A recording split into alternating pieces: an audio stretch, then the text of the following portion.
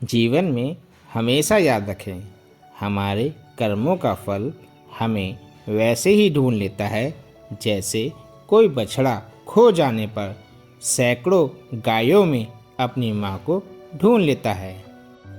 प्रथम अध्याय में अर्जुन युद्ध में अपने रिश्तेदारों व मित्रों को देखकर युद्ध करने से मना कर देते हैं।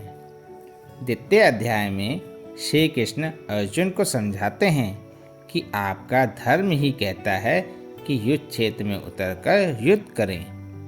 श्रीमद् भगवद गीता अध्याय 3 कर्मयोग से हम जानेंगे दो महत्वपूर्ण चीज़ों के बारे में जो जीवन के हर क्षेत्र में आपको सफल बनाएगी। तीसरे अध्याय में अर्जुन अपनी दुविधाओं के समाधान के लिए श्री कृष्ण से प्रश्न करते हैं और कहते हैं, हे ईश्वर, जब आप ज्ञान को सर्वश्रेष्ठ मानते हैं तो मुझे युद्ध करने के लिए क्यों कह रहे हैं?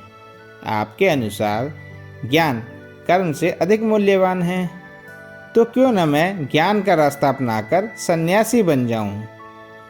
फिर आप मुझसे कर्म का रास्ता अपनाकर युद्ध करने के लिए क्यों कह रहे हैं? हे ईश्वर, मुझे एक मार्ग बताएं जो मेरे लिए सर्वाधिक लाभदायक हो। श्री कृष्ण कहते हैं कि मैंने सफल होने के दो मार्ग बताए हैं, एक है ज्ञान योग, दूसरा है कर्म योग।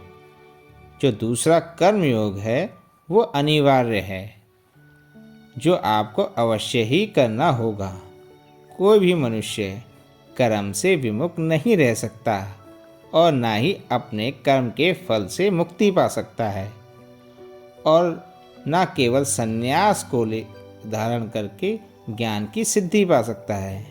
मनुष्य कोई भी अवस्था पसंद करे, लेकिन कर्म उसे करना ही होता है। वास्तव में प्रत्येक मनुष्य प्रकृति द्वारा दिए गए कार्य करने के लिए विवश होता है। हे अर्जुन, तुम एक मनुष्य हो, तुम चाहकर भी अपने शारीरिक कार्यों को नहीं छोड़ सकते। उदाहरण के लिए, आपको जीने के लिए श्वास तो लेना ही होगा, और जब भूख लगेगी तो खाना भी खाना होगा। कहने का सिर्फ इतना मतलब है, मनुष्य जाने अनजाने में कर्म तो करेगा ही। और अर्जुन, तुम तो क्षत्रिय हो, तुम अपने क्षत्रिय धर्म से बंधे हुए हो, इसलिए तुम्हें ज्ञान योग से बेहतर कर्म योग का रास्ता अपनाना चाहिए। तुम यह मान लो कि तुम कोई काम नहीं कर रहे, बल्कि प्रकृति के अधीन होकर तुम्हारा शरीर काम कर रहा है।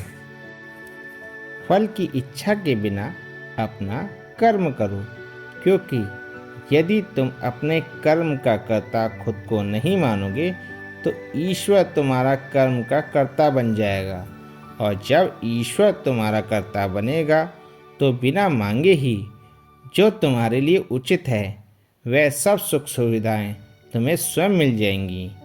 जिसकी ज़रूरत है तुम्हें, वो सब ईश्वर तुम्हें प्रदान करेगा।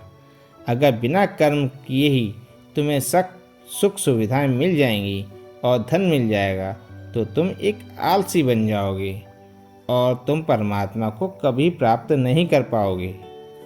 महान लोग खाने के लिए नहीं जीते हैं, बल्कि जीने के लिए खाते हैं। उसी प्रकार तुम भी परिणाम के लिए नहीं, बल्कि जगत कल्याण के लिए युद्ध करो। हे अर्जुन, तुम जैसा आज करोगे वैसा ही तुम्हारी आने वाली पीढ़ी करेगी। उदाहरण के लिए, ईश्वर सर्वशक्तिमान है, उसे कुछ भी करने की जरूरत नहीं है, फिर भी वह धरती पर आकर जन्म लेते हैं और कर्म करते हैं। ये कर्म मनुष्य के लिए उदाहरण बन जाते हैं और मनुष्य इसका पीढ़ी दर पीढ़ी अनुसरण करता है। हे अर्जुन, अपने समस्त कार्यों को ईश्वर को अर्पित कर दो और परमात्मा के रूप में ईश्वर का ध्यान करो, और कामना और स्वार्थ से रहित होकर अपने सभी मानसिक दुखों को त्याग कर युद्ध करो। अर्जुन, श्री कृष्ण से प्रश्न करते हैं कि यदि मनुष्य ईश्वर का अंश है तो उससे गलती क्यों होती है और वह गलत काम अर्थात पाप क्यों करता है। भगवान श्री कृष्ण कहते हैं कि मनुष्य इंद्रियों के वश में होकर भोग विलास करना चाहता है और जब उसकी इच्छा पूरी नहीं होती तो वह क्रोधित हो जाता है।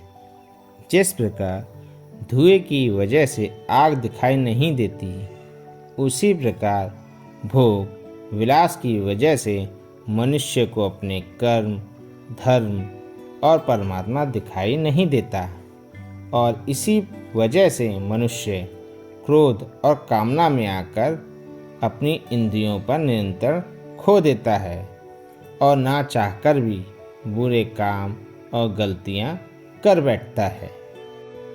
अतः मनुष्य को अपनी इंद्रियों पर नियंत्रण रखना अनिवार्य है।